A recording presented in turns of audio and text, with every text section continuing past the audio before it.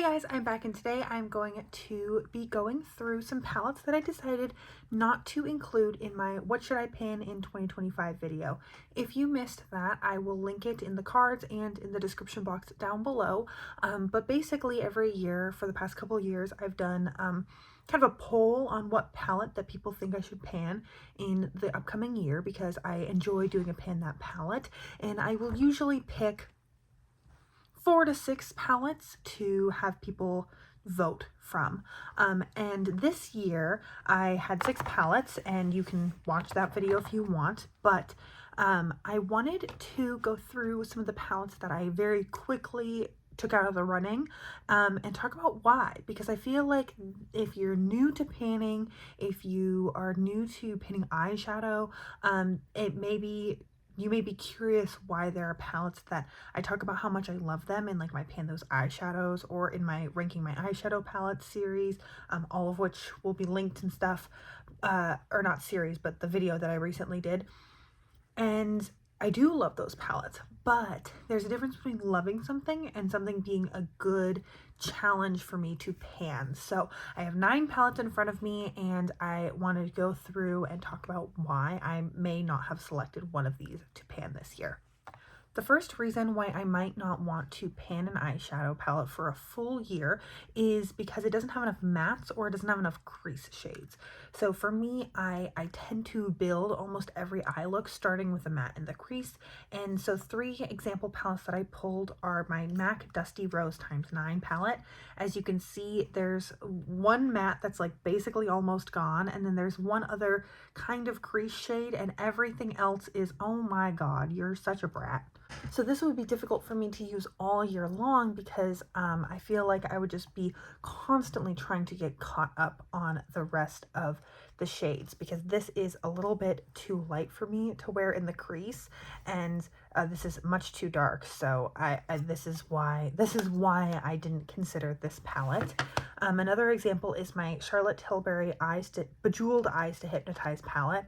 As you can see, this is mostly shimmers, and these shimmers are beautiful. They're really reflective, but this is something where if I was going to try and reach for this almost every single day for an entire calendar year, I would just need more crease shades. There's really only one crease shade, and then these 2 shades are quite dark, so they're good for lining the eye, adding depth, adding outer corner pizzazz, but this, I feel like I would struggle trying to reach for it all year.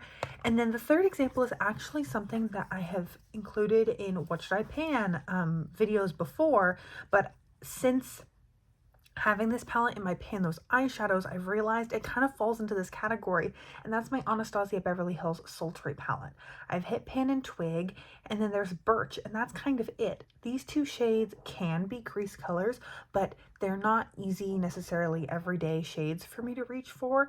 And then there's a ton of shimmers, and I use this Rose Quartz shades like 20 times, and I still am nowhere even close to pan on it. So I know that these shades would take a long time to hit pan on because the shimmers are so beautiful, but that sometimes a beautiful shade doesn't necessarily mean easy to wear every single day. Another group that I have grouped together is palettes that I keep for specific shades, or palettes that have special shades in them. So the examples that I have are 2 palettes from MAC. This is the Solar Glow x9 and the Pearl Fusion Shadows in Plum Luxe. And both of these have very sparkly, glittery, beautiful shades, and I love reaching for them, but they're not exactly like everyday shades. These are something that I reach for when I really want to just like do the most with my makeup. And then there's not really much else in these palettes. I mean, this Pearl Fusion palette has nothing else. It's all of that sparkly shade. And then this one has like 2 mattes, and that's kind of it. And then the other example I have of this is my NARS Ignited palette. Now this one maybe I could see myself painting down the road, but for now, the thing that I love reaching for out of this palette is this half, and they're also those like special, very beautiful, sparkly shades that I honestly don't even really want to use up out of my collection. I'm just happy to be able to reach for them when I am playing and having fun with eyeshadow, but not something that I want to try and force myself to use up. And then the last group of palettes here are palettes that have a very specific color story. And there's kind of a theme amongst them. I have my Dior Backstage Eye palette. This was in the shade Rosewood Neutrals. I have this Laura Mercier Eye Art Artist palette. And then I also have the Buxom Boss Babe Dolly palette. And all three of these are very pink and purple. And I just don't I like reaching for them on a daily basis, but at about 3 months, sometimes I can get a little bored and I want to reach for something else. And because these are so specific in their color story, I feel like that would be setting myself up for kind of a frustrating time by choosing one of these in order to reach for every single day for a full calendar year. And that's why these, I think, do so well in my Pan Those Eyeshadows. I mean, I have 3 Pan Those Eyeshadows pans in this palette because I love being able to focus on them for a shorter period of time and then roll them out after a couple of months. So these are some things that I take into consideration when picking what eyeshadow palette I want to pan each year.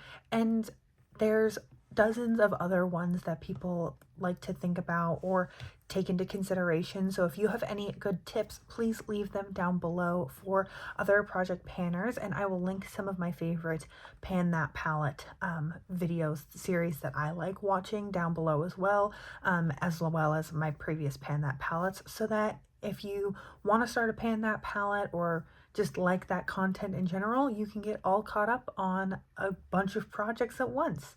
So that is everything that I have for you guys today.